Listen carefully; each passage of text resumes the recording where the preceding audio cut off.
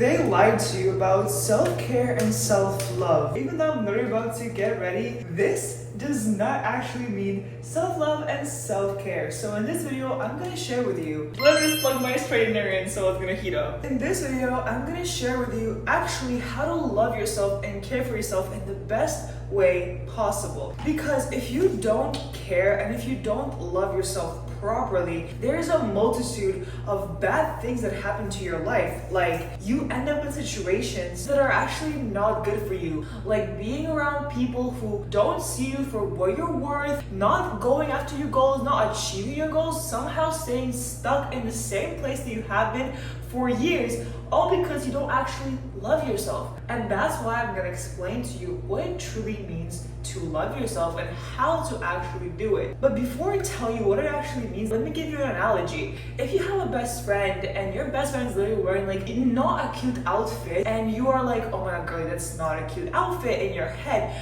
but you think that you have to be super nice and super kind and tell her, actually no, your outfit looks fine, like it looks good, like no. That's what subconsciously happens to your own brain, to your own life, without you even knowing. Even though you are like, oh my gosh, I have like all the expensive makeup, I have everything and the outfits and the clothes, but somehow like your life still kind of feels stuck and you don't really know what's going on. Well, it's genuinely so much deeper, and it's because of the self-love. So to actually love yourself and take care of yourself, there's 3 main steps. The first step is self-acceptance. And what self-acceptance actually means is not just being like, okay, I like who I am, but it's actually like deep down truly accepting all parts of yourself. And it's not just the parts that are bad or that are like shadow self, like how people like to throw that word around, but it's also accepting your strong sides. Because sometimes people love to disregard the positives because maybe someone made you feel bad that you are like really good at something, so you have to be the opposite and be like, oh no, actually I'm not that good at this, no, you're better at me than that, no, I'm not that good, like, you know what I mean? Like, that's the vibe that's giving off, and this vibe literally, it brings your confidence down so much, like so much. And it's like, that's why we have to accept all full parts of you. Like, you are that girl in every single way possible, so why not act like her? Why not admire your qualities? But to actually accept yourself, it's not enough to just be like, okay, that's it, I'm done, I like myself so much now, let me just say affirmations. How a lot of people love to tell you, wait, I forgot my blush. We can't forget the blush. People tell you just like, oh, that's so bright. But anyways, people tell you like, oh my god, just say affirmations, like just like write postcards. When you are in a state of such self-doubt, self-disbelief, not respecting yourself, not accepting yourself, just saying something will not work for you. Because have you ever had those experiences when you were around people, or maybe it was like a relationship or friends, and they were always just like a yapper, they were always a talker, but that talking never got anywhere. So when you do the same thing with yourself, you say but you actually don't do, that means that you lose trust with yourself. And so whatever you say, your brain is like, well, yeah, you can say that, but like, you don't really believe that, so it's very hard to actually believe it. So instead of just talking, we have to bring the action to actually replace that and be like, wait a second, we actually can trust ourselves. Because what action actually gives you? Action gives you evidence. Action gives you, wait, okay, let's have to blend that in. But it gives you like, wait, okay, I actually can do this. I see myself, and that's where discipline comes in. That's where a period of isolation, if you don't know what that is, it's like called like a monk mode, where basically what you do is you take a period of time just to focus on yourself for like 2 months, 3 months, like whatever. I personally took a whole year. I took a whole year of this focus time for myself, and now I just moved to my very first apartment. My hair got like so long. I feel like I had the biggest glow up and I feel the most confident, all because I chose this time to focus on myself and put myself first. So I'm literally telling you like what works. And then during that time, your main goal is to prioritize yourself, and this is not selfish, because putting yourself first, prioritizing yourself is not bad. Because people really tend to mix that up with like, oh my gosh, if I choose myself, then I am better than everybody. Like, I'm so whatever. And like, you have to have confidence in yourself, yes, but not that kind of confidence where you put others below or when you put yourself in front of other people. Because no, in reality, everyone's okay and no one's better or worse than the other person. Once we are doing that, isn't this makeup like really good right now? It's like very simple. I'm going out on a date, with myself, which we are getting to the second step, which is mindset work. But what this action could look like, it doesn't have to be grinding or hustling or trying to prove yourself and be like, you know what, that's it, I'm just gonna try so hard, or like build a business or grow on social media just to prove something, just to fill like a void that I have inside of me, to be like, that's it, you know what, I'm gonna start now.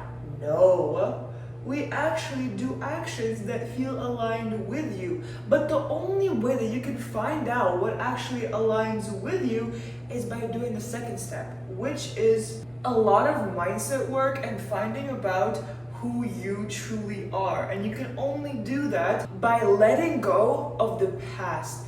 I swear, I know how hard it is. I know how hard it is to not look back, and you can't control how your mind thinks, because thoughts are always gonna pop into your brain around people, situations, everything.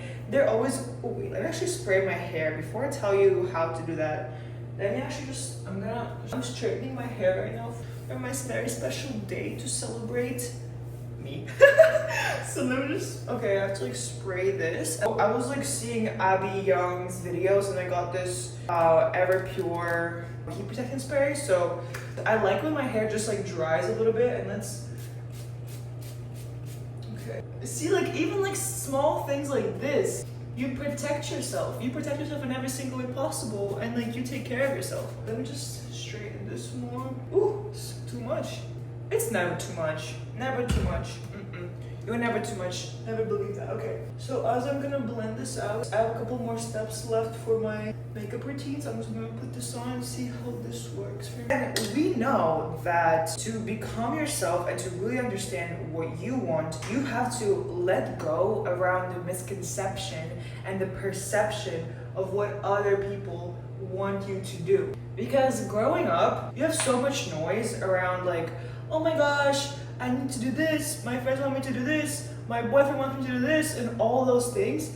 But the thing is, you forget where you truly want, and you follow a path that's really not you. And it's like, you're just like in this hamster wheel of like going after and after and after, while in reality, you're like, wait, it's actually not a path that I personally want to do. But you can't know it unless you take a step back and pause. And somehow pausing is perceived as like really bad, or that you're out the game and that you cannot pause, you just have to keep going, keep going, keep going. But is keeping going even worth it if this path causes you so much stress? Because when you are under stress and when you are following a path that's not for you, your body will literally show you that.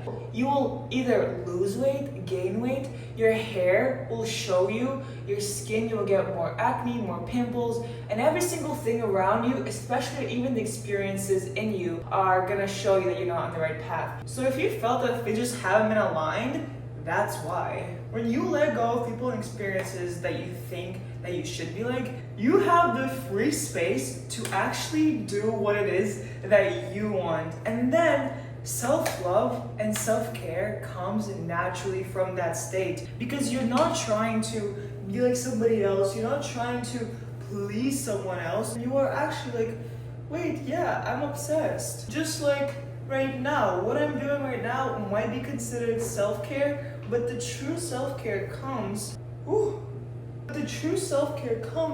from the mindset. Because when you love yourself, you start becoming confident in yourself no matter what. So that way, no matter what you are wearing, no matter who you are with, you feel your most confident. And that's genuinely the biggest fact, especially as a girl.